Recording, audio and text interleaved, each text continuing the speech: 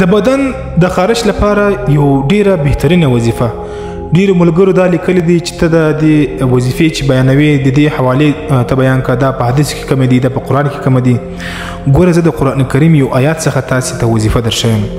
قرآن کې خدا نه دی لیکلی چې دا د دې شی وظیفه ده، دا د دې شی وظیفه ده، خو لیکن د بزرګانو د علماو د ښو خلکو هغه دا تجربه ګرځېدلې ده چې کوم آیاتونه چې کوم چا تجربه کړي او کوم کتاب کې راغلي، دا کتاب ماته مخې ته پروت دی، بالکل زه د کتاب څخه زه دا ټوله بیانوم، خو ډیر خلک د هغه اعتراض کوي.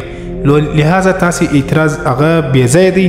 زه هر شی چې د هغه ثبوت ما سره شته، نو دغه یو آیات دی چې هغه د چا بدن خارج کوي، بدن یې کا کوي، د دې لپاره دغه یو آیات مبارک دی.